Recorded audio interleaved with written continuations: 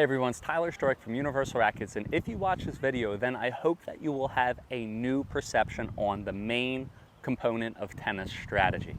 Once again, if you watch this whole video, then once you're done, I hope that you will be able to go out on court and have this new appreciation for this one tactic, and that is depth is greater than power. I will say that one more time. Depth is greater than power. If you want to win more matches in tennis, it's not about how hard you hit the ball. It's about how high you hit the ball. Think about it. If you're up in the court, you're on offense. If you're back in the court, you're on defense. So if you can keep your opponent back in the court, you're going to win way more points. Let's talk about percentages as well. For every 10, how many balls am I going to make just drilling the ball super low? Unless you're Andre Rublev, then you're going to make it every single time.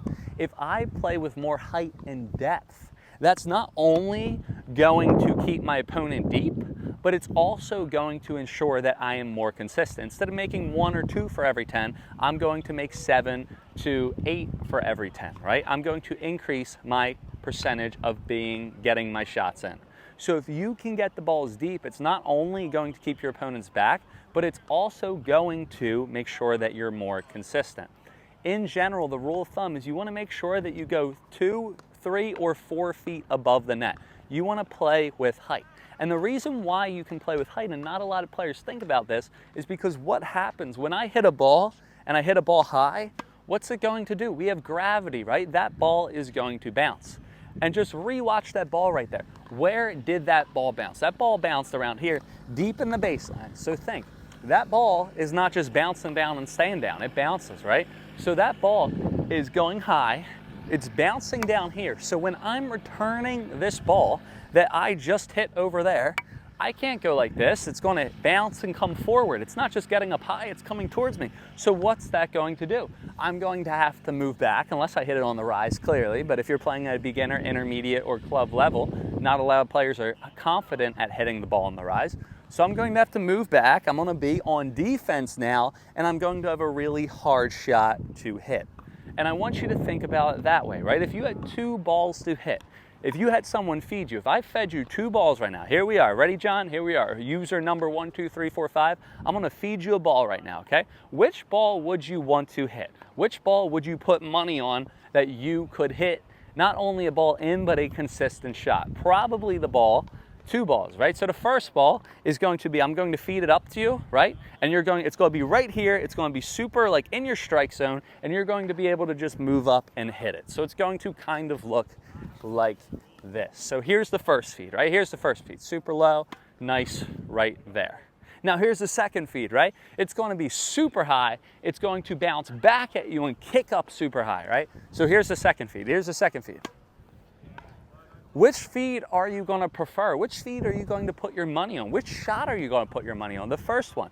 Why? Because you're moving up. You have the ball in your proper contact, right? So if you can keep the balls deep, you'll keep your opponent out of contact, you'll keep the ball more consistent, and again, you'll make your opponents uncomfortable. Now, one more thing, and this is if you can't move around on court. Think about time, right? The longest distance between 2 points is diagonally. Another thing, what is the one thing that your opponent can't do while the ball is in the air? I will say that one more time. What is the one thing that your opponent can't do while the ball is in the air? Your opponent can't touch it. So if we're slow on the court, I don't want you to be drilling the balls every single time. Okay, you can drill the balls when the ball is up short, right? Then you can. But back here, if I hit a ball, right, and I go super low, look, 1, 2. Okay, that took 2 seconds until it got over there. But watch this, ready? Look, here we are. Now I go a little bit of depth. 1, 2, 3, 4. That gives me almost half the time or half more time that I had than when I hit that ball super short. So when you guys play to a certain level, if you don't hit the right spot or if you're not in the right position, right? For example, a lot of players, they'll be pushed back and they'll drill a ball. They'll be all the way back to the baseline. I'm trying to stay in the camera. They'll drill a ball from here. They'll play someone who can get the ball back. They'll drill a ball, hit a Roger Federer amazing shot you're going to feel so good about. And what's the other person going to do? The other person's going to tap the ball over here, and then you're going to have to sprint all the way. It's going to be really hard, or you're not going to be able to get to it. Instead, when you get pushed back, what should you do? And this is the way we instruct people to do, is you pop the ball up in the air. Now when the ball is up in the air, now by the time your opponent gets it, you're going to be back in position. So now when the ball's up in the air, you're going to get back and be in position. Think, right? When I hit this ball over the net, right? Ready? 1, 2, let's try again.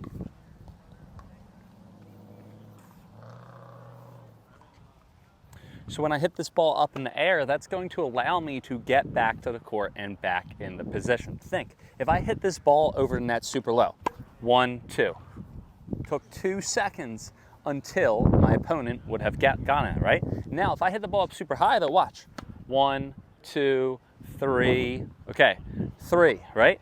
So by keeping the ball up in the air, that's going to take a longer time for your opponent to get the ball. Also, notice, when the ball's coming super low over the net, your opponent will just have a nice, clean contact shot. When the ball's up in the air, not only is the ball taking time to get in the air, but then your opponent has to move back. They have to adjust to get in the proper position to hit it, and then they can go back to the ball. So it also is going to take time as well.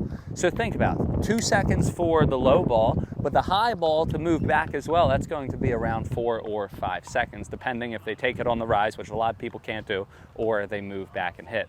So if you can keep the ball super high and deep and play with depth and power, that's going to help you a ton while you guys are playing tennis. Now, I finished this video and then I went and it said my iPhone storage was full. So I'm trying to recollect what I've went over. So if I already went over this, we'll do it.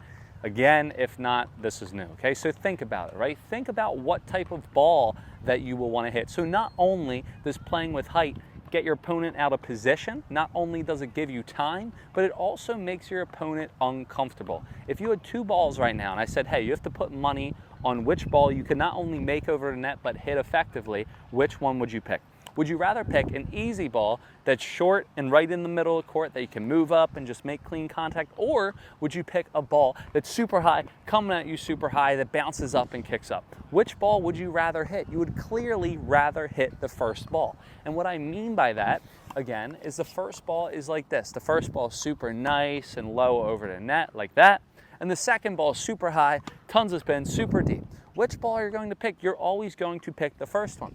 People can hit easier shots and feel better about playing tennis when the balls are way close up in the net. That's why you always want to make sure that you keep the ball deep, not only to push your opponents back, not only to give yourself time, but to make your opponent comfortable and more inconsistent. I hope you guys got an appreciation for why depth is greater than power. Now, make sure to check out my other YouTube videos, subscribe to me on YouTube, follow me on Instagram, Tennis with Tyler, and click the link in my description for instantly improve my serve and instantly improve my forehand ebook. If you guys have any questions, comments, or concerns, or if you absolutely dislike this video, please let me know in the comments below, or if any tips helped you. Now, it's one thing to go out and watch my videos, which I really appreciate, but do yourself a favor this time that you're putting in, if you're watching this, and go out on the court and try to utilize these tips. If you guys can use them, not only watch them, that is where you will seek a lot of improvement and return on your investment of watching these videos. So go out, do it, and again, let me know if it works. See what happens. Call me out if it doesn't. We'll see. Have a good one, guys. Happy hitting, and remember, again, depth is greater than power.